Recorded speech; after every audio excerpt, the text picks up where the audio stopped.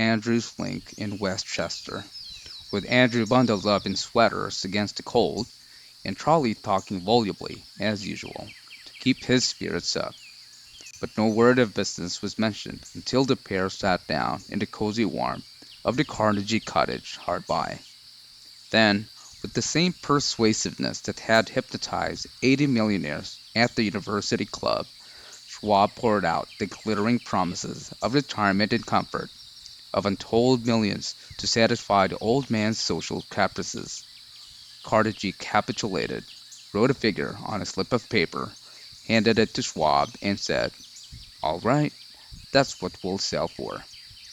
The figure was approximately $400 million and was reached by taking the $320 million mentioned by Schwab as a basic figure and adding to it $80 million to represent the increased capital value over the previous 2 years. Later, on the deck of a transatlantic liner, the Scotsman said ruefully to Morgan, "I wish I'd asked you for $100 million more." "If you'd asked for it, you'd have gotten it," Morgan told him cheerfully. There was an uproar, of course.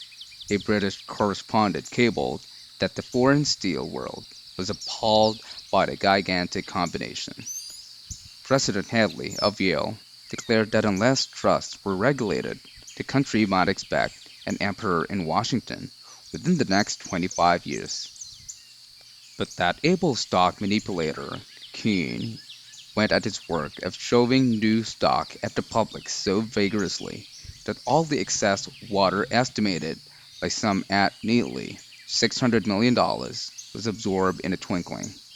So Carnegie had his millions, and Morgan Syndicate had $62 million for all its trouble, and all the boys from Gates to Gary had their millions. The 38-year-old Schwab had his reward. He was made president of the new corporation and remained in control until 1930. The dramatic story of big business, which you have just finished, was included in this book because it is a perfect illustration of the method desire can be transmuted into its physical equivalent. I imagine some readers will question the statement that a mere intangible desire can be converted into its physical equivalent. Doubtless some say you cannot convert nothing into something. The answer is in the story of United States Steel. That giant organization was created in the mind of one man. The plan by which the organization was provided with the steel mills that gave it financial stability was created in the mind of the same man. His faith, his desire, his imagination, his persistence were the real ingredients that went into United States Steel.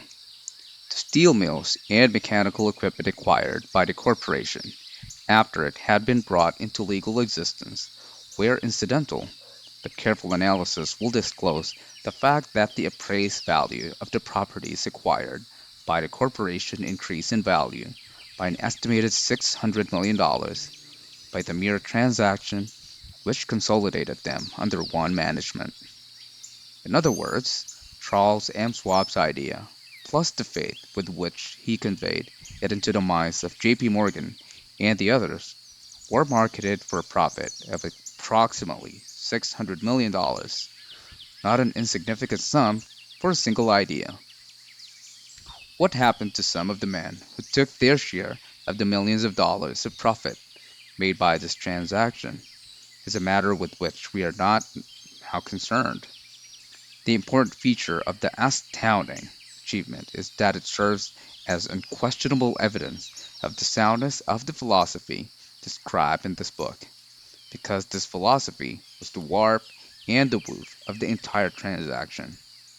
Moreover, the practicability of the philosophy had been established by the fact that the United States Steel Corporation prospered and became one of the richest and most powerful corporations in America, employing thousands of people, developing new uses for steel, and opening new markets, thus proving that $600 million in profit, which the Schwab idea produced, was earned.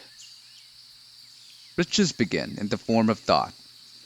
The amount is limited only by the person in whose mind the thought is put in motion. Fate removes limitations. Remember this when you are ready to bargain with life for whatever it is that you ask as your price for having passed this way. Remember also that the man who created the United States Steel Corporation was practically unknown at the time.